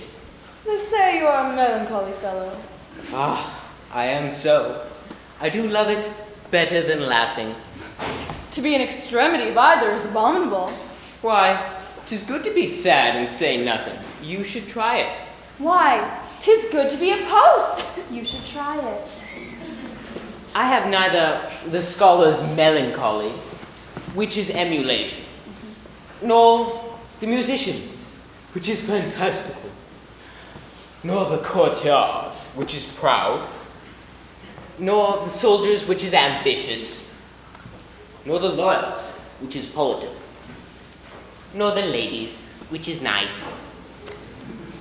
But it is a melancholy of mine own, extracted from many samples, extracted from many observations, and indeed in the sundry's contemplation of my travels, in which my often rumination wraps me in most humorous sadness. A traveler! By my faith, you have great reason to be sad. I fear you have sold your lands to see other men's. Yes, I have gained by experience. And your experience makes you sad. Precisely. I'd rather have a fool to make me merry than experience to make me sad. Good day and happiness, dear Rosalind. Nay, God be with you and goodbye. Farewell, monsieur traveler. Why, how now, Orlando? Where have you been all this while? My fair Rosalind, I come within an hour of my promise. Break an hour's promise in love? Pardon me, dear Rosalind. Come, woo me, woo me. For now I'm in a holiday humor, and like enough to consent. What would you say to me now? Why, you're very, very Rosalind. I would kiss before I spoke. Nay, you had better speak first. How would the kiss be denied? Am not I your Rosalind? I take some joy to say you are, because I would be talking of her. Well, then in her person, I say I will not have you. Then in mine own person, I die. The good world is nearly 6,000 years old. And in all this time, never did any man die because of love. Even poor Romeo. He only died because he got the news from Juliet too late. Not for love. Men have died from time to time, and worms have eaten them, but never for love. I would not have my right Rosalind of this mind, for I protest her frown might kill me. Come. Now I will be your Rosalind in a more coming on manner. Ask me what you will. I will grant it. Then love me, Rosalind. Faith will I, Fridays and Saturdays and all. And wilt thou have me? Aye, and 20 other men just like you. What sayest thou? Are you not good? I hope so. Then can one desire too much of a good thing? Come, sister. You shall be the priest and marry us. Give me your hand. What say you? I can't say the words. You must begin with you, Orlando. Will you, Orlando, have to wife this Rosalind? I will. Aye, but when? Why now? As fast as she can marry us. Then you must say, I take thee Rosalind for wife. I take thee Rosalind for wife. And how long will you have her after you have possessed her? Forever and a day. Say a day without the forever. I will be more jealous of thee than a Barbary cock pigeon over his hen, more envious than a parrot, more clamorous than an ape, more giddy in my desires than a monkey. But will my Rosalind do so? By my life, she'll do as I do. For these 2 hours, Rosalind, I will leave thee. Alas, I cannot lack thee 2 hours. I must attend the Duchess at dinner. By 2 o'clock, I will be with thee again. Go your ways, go your ways. If you break one jot of your promise, I will think you the most hollow lover and unworthy of she you call Rosalind. I will keep my promise, Rosalind. So, adieu.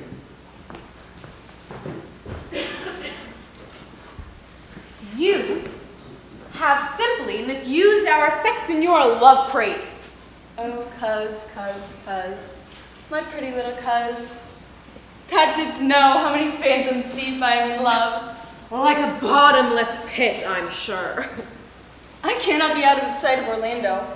I'll go find a shadow and sigh till he comes. I'll sleep.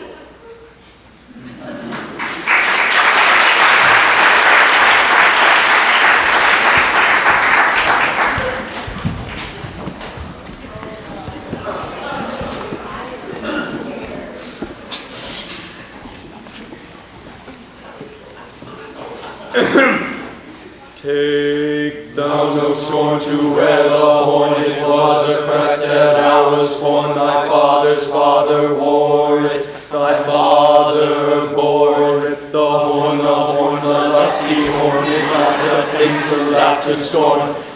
Take thou no scorn to wear the horn, it was a crest that I was born. Thy father's father wore it, father bore it. The horn, the lusty horn is not a thing to laugh to scorn.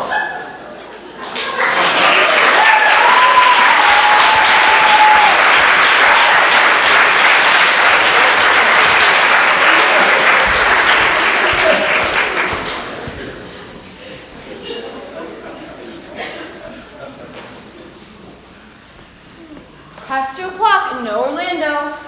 With his pure love and troubled brain, he has gone off to sleep. My errand is unto you, fair youth. My gentle Phoebe bid me give you this.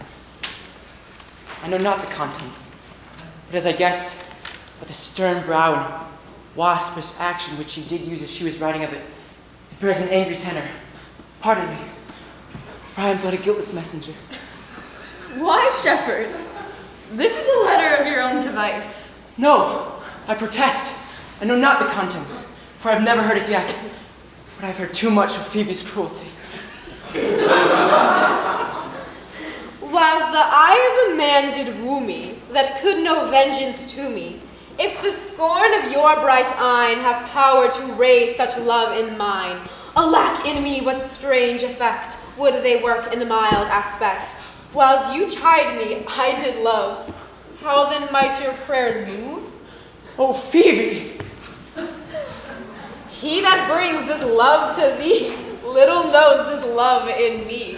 Oh, Phoebe!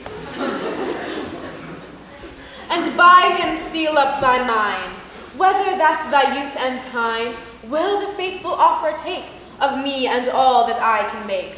or else by him my love deny, and then I'll study how to die. Oh, Phoebe! Alas, poor shepherd, do you pity him? He deserves no pity.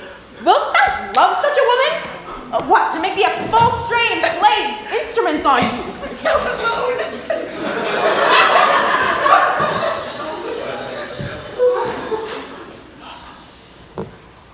Tell her this, that I say that if she do love me, I charge her to love thee. And if she will not, then I will not have her until thou entreats for her. You're welcome.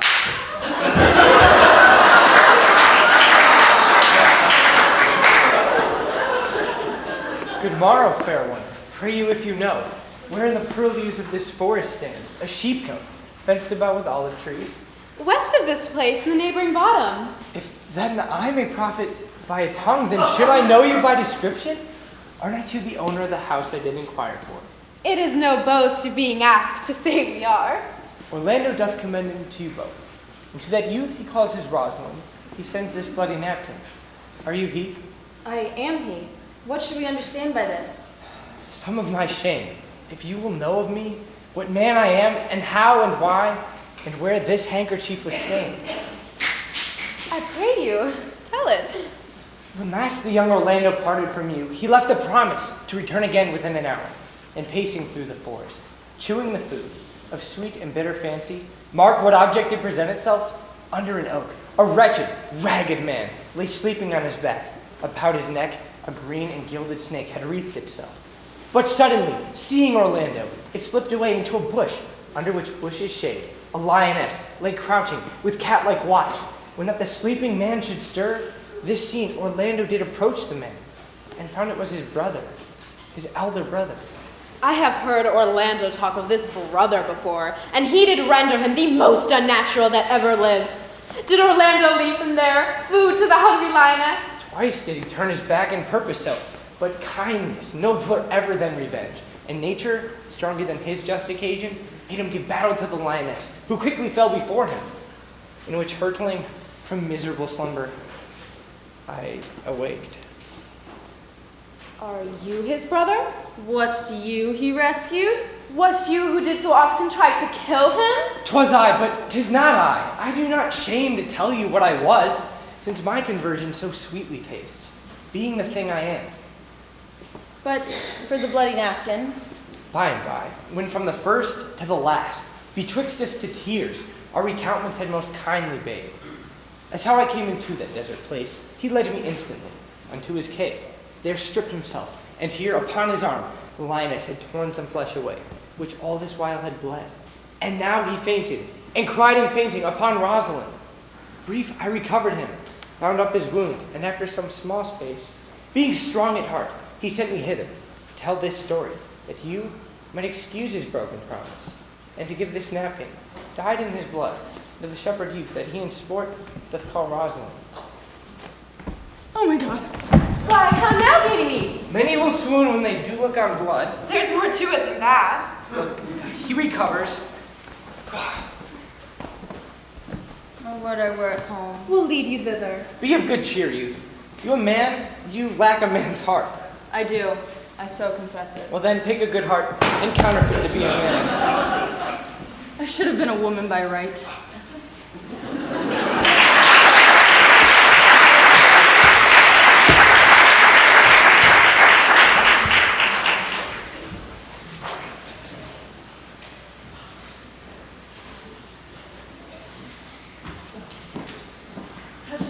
I still don't get it. The priest was there? Everything was set up perfectly. We shall find a time, Audrey. Patience, gentle Audrey. Faith, the priest was good enough, for all the old gentleman saying. A most wicked Sir Oliver, Audrey, a most vile Martest. But Audrey, there's a youth in the forest who lays claim to you. I know who 'tis. He hath no interest in me in all the world. Good even, Audrey. Good even, Audrey. Good evening, William.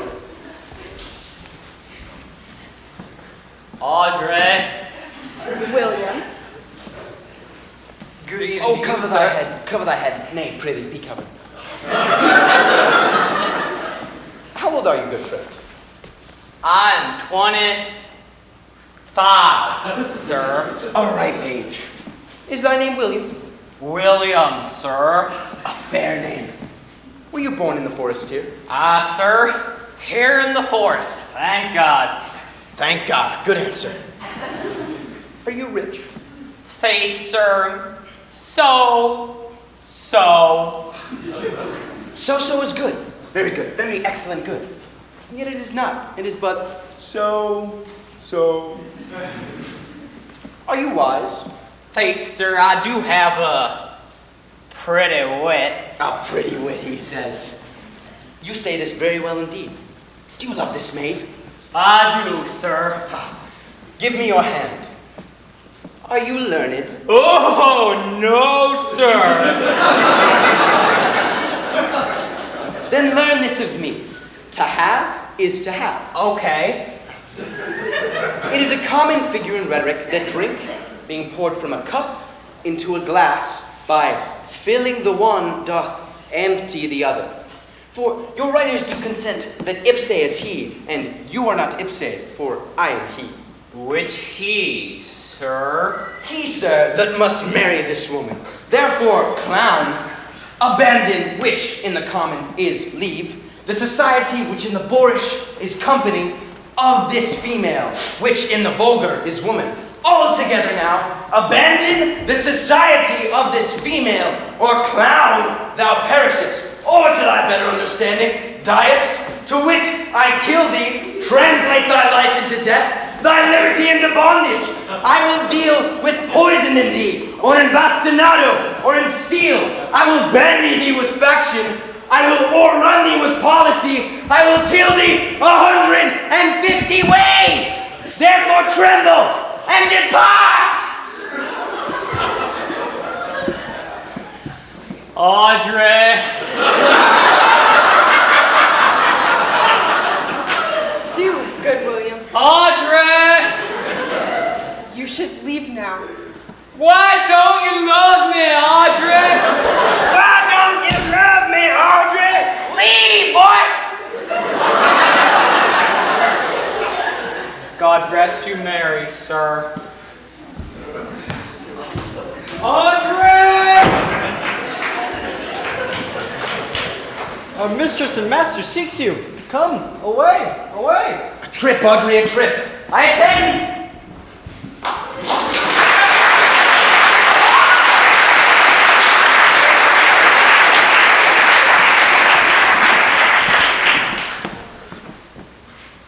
Is it possible that on so little acquaintance you should like her? Neither call the giddiness of it in question, nor my sudden wooing and her sudden consenting.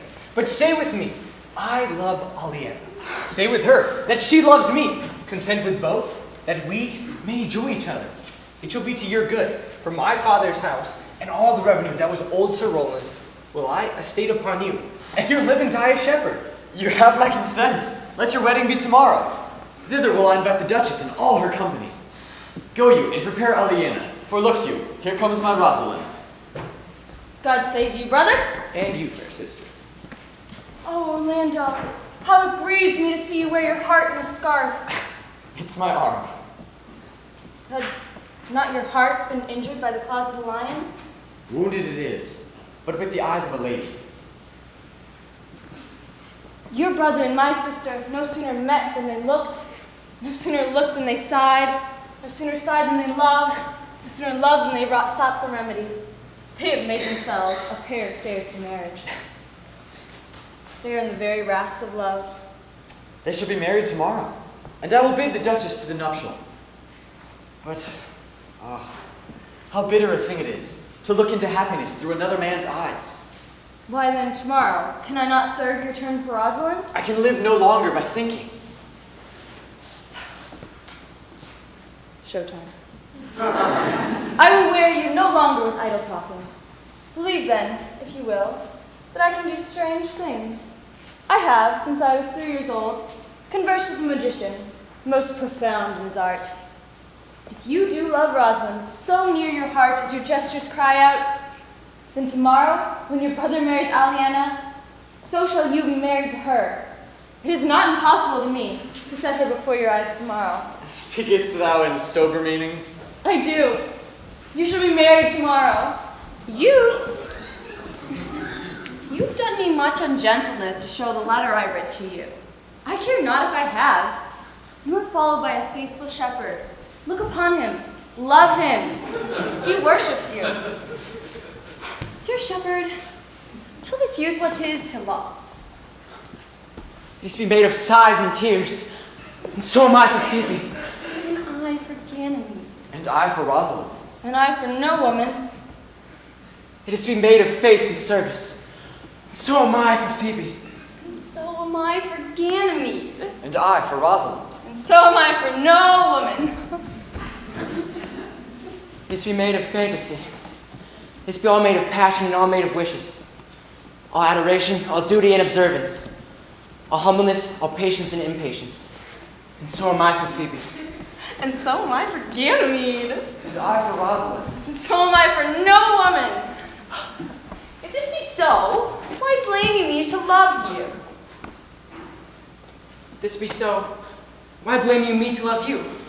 If this be so, why blame you me to love you? Who are you talking to? Why blame you me to love you? To her that is not here, nor doth not hear. I pray you, no more of this. I will help you, if I can.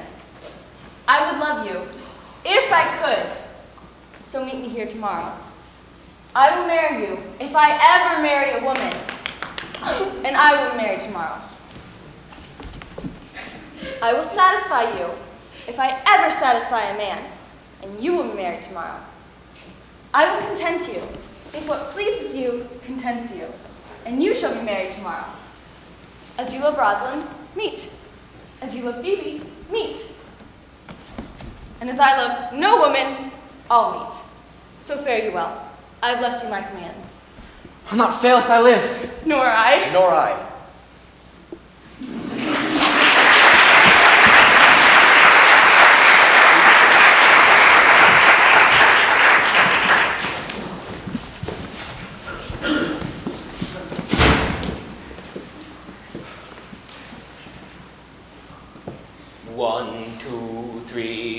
It was a lover and his lass with a hey and a ho and a hey noddy no and a hey noddy noddy no. That o'er the green cornfields did pass in springtime, in springtime, in springtime, the only pretty ring time when birds do sing hey ding-a-ding-a-ding, hey ding-a-ding-a-ding, hey ding-a-ding-a-ding. Sweet lovers love the spring in springtime. In springtime, the only pretty ring time when birds do sing hey ding-a-ding-a-ding, hey ding-a-ding-a-ding, hey ding-a-ding-a-ding. Sweet lovers love the spring. In between the acres of the rye with the hay and the hoe and the hey noddy no and the hey noddy noddy no. These pretty country folks did lie in springtime, in springtime, in springtime, the only pretty ring time when birds do sing hey ding-a-ding-a-ding, hey ding-a-ding-a-ding, hey ding-a-ding-a-ding. Sweet lovers love the spring in springtime. In springtime, the only pretty ring time when birds do sing hey ding-a-ding-a-ding, hey ding-a-ding-a-ding, hey ding-a-ding-a-ding. Sweet lovers love the spring. This carol they begun that hour with the hey and the ho and the hey noddy no and the hey noddy noddy no. How that a life was but a flower in springtime, in springtime, in springtime, the only pretty ring time when birds do sing hey ding-a-ding-a-ding, hey ding-a-ding-a-ding, hey ding-a-ding-a-ding. Sweet lovers love the spring in springtime. In springtime, the only pretty ring time when birds do sing hey ding-a-ding-a-ding, hey ding-a-ding-a-ding, Hey, ding-a-ding-a-ding, sweet lovers love the spring.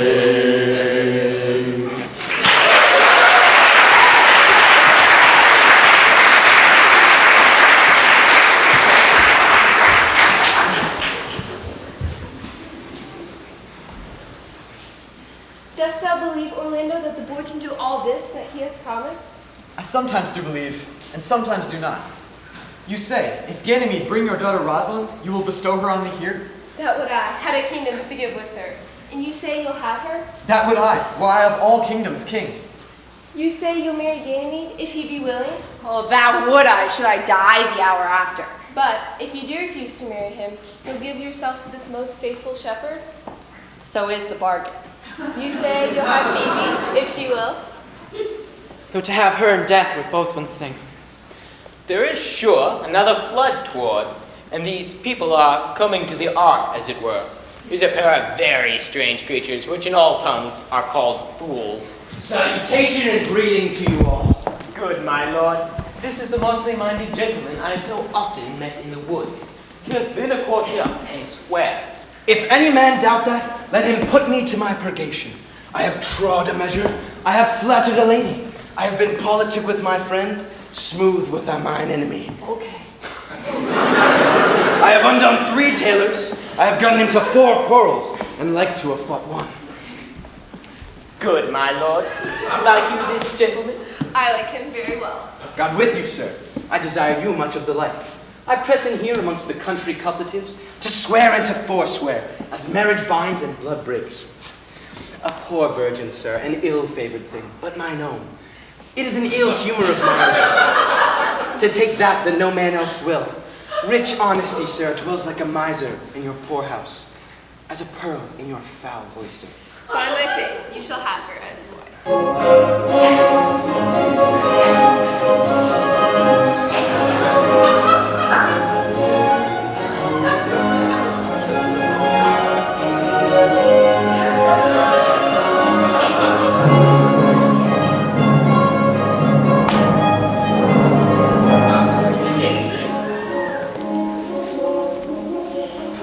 Then is there mirth in heaven when earthly things made even atone together. Good Duchess, receive thy daughter. Hymen from heaven brought her. Yea, brought her hither, that thou mightst join her hand with his, whose heart within thy bosom is. I give myself to you, for I am yours. I give myself to you, for I am yours. If there be truth in sight, you are my daughter. If there be truth in sight, you are my Rosalind. If sight and shape be true, why then, my love it's you. I'll have no mother, if you be not she. I'll have no husband, if you be not he. Nor ever wed a woman, if you be not she. Peace ho, I bar confusion, 'tis I must make conclusion of these most strange events. Here's 8 that must take hands to join in Hymen's bands, if truth holds true content. You and you, no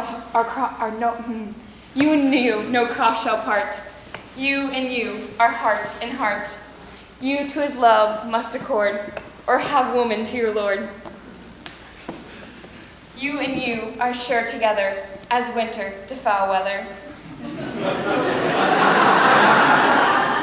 Whiles a wedlock hymn we sing, feed yourselves with questioning, that reason wonder may diminish, how thus we met, and these things finish.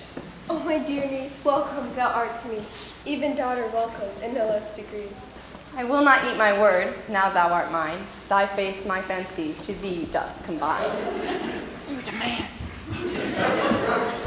Let me have audience for a word or two. I bring glad tidings to this fair assembly.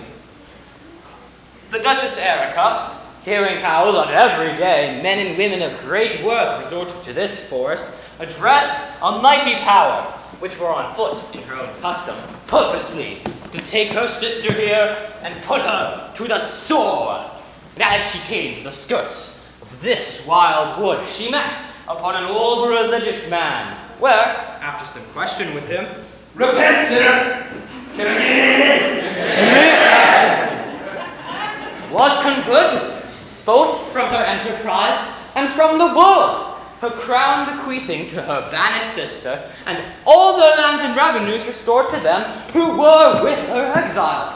This to be true, I do entrust my life. Welcome, old man. Thou offerest freely to thy master's way. To one his lands withheld, and to the other a land itself at large, a potent dukedom. First, in this forest, let us do those ends that were here well begun and well begot. And after, every of this happy number, having endured shrewd days and nights with us, shall share in the good of our returned fortune, according to the measure of their states. Meantime, forget this new fallen dignity, and fall into rustic revelry, playing music, and you, brides and bridegrooms all, with measure heaped in joy, to the measure's fall. Sir, by your patience, if I heard you rightly, the Duchess hath put on a religious life, and thrown into neglect the pompous court. She hath. To her will I, out of these religious converts. You, your former honor, I bequeath, your patience and virtue doth deserve it. And you, to a true love your true faith doth merit. And you, to your love, your land, and your great allies. And you, to a long and well-deserved bed. And you.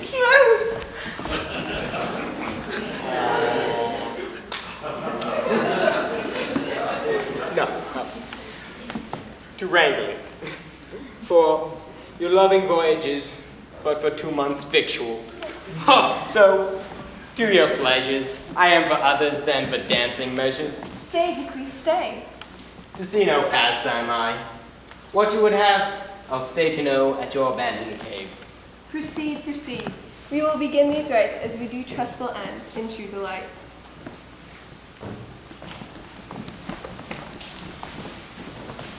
One, 2, 3, 4. It was a lover and his lass with a hey and a ho and a hey, nonny no, and a hey, nonny nonny no.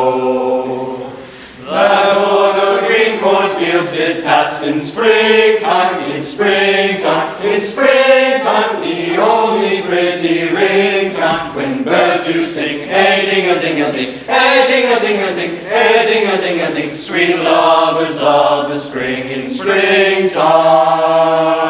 In springtime, the only pretty ringtime, when birds do sing, hey ding-a-ding-a-ding, hey ding-a-ding-a-ding, hey ding-a-ding-a-ding, sweet lovers love the spring.